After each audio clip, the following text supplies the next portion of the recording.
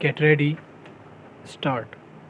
In discussing the demands for grants of the Finance Ministry, we have got to see to what extent the administration of this particular ministry has led to the development of our national wealth and the securing of the welfare which our state claims to have in view.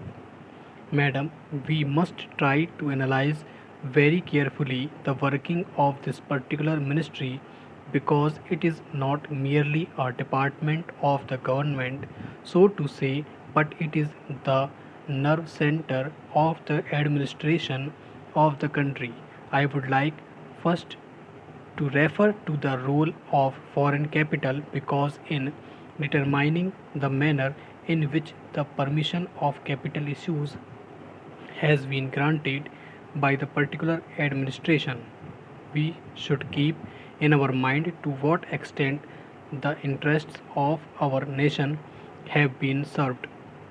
I fully endorsed the statement which the previous speaker has made so far as repatriation of the investments made by foreigners and of profits are concerned. We have dealt with this topic quite a number of times, and I do not want to reiterate anything apart from only supporting what the honorable member who just now spoke said.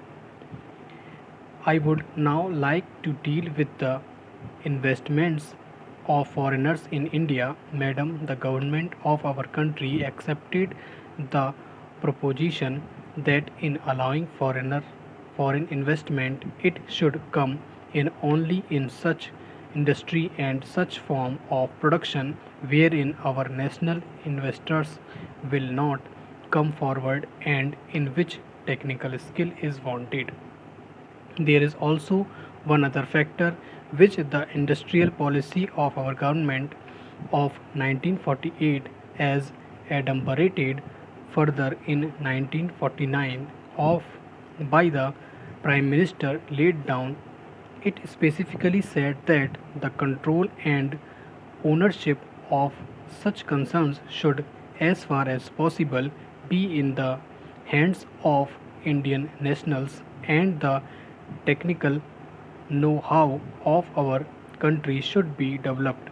I would like to emphasize the figures that have been put forward for the last few years from 1947 till the end of 1952 or the early part of 1952. It has been reported that rupees 19 crores of foreign capital have been allowed to be invested in our country.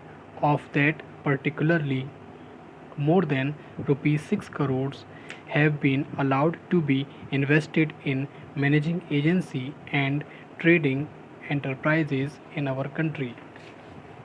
So far as the government policy is concerned, we find that a sum of rupees 4 crores has been allowed to be invested this year.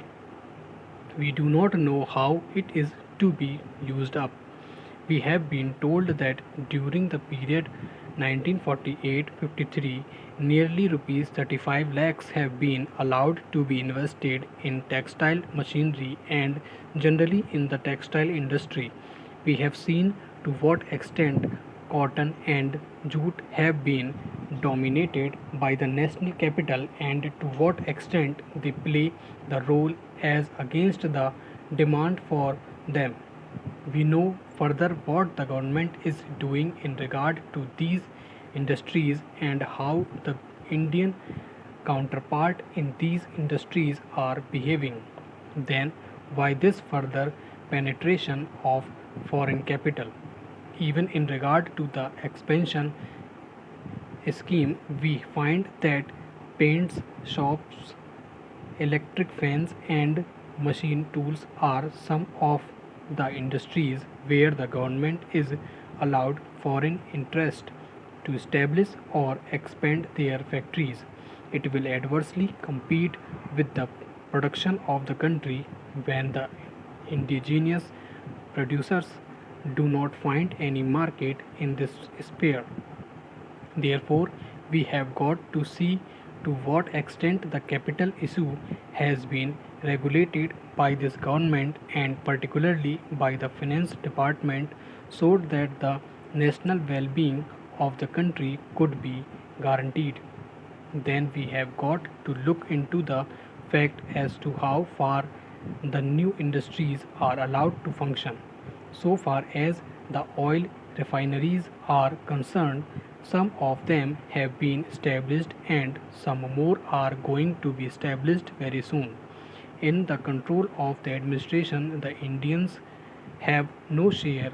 There are only preference shareholders and they have no voice in the management so far as the administrative aspect in this industry is concerned.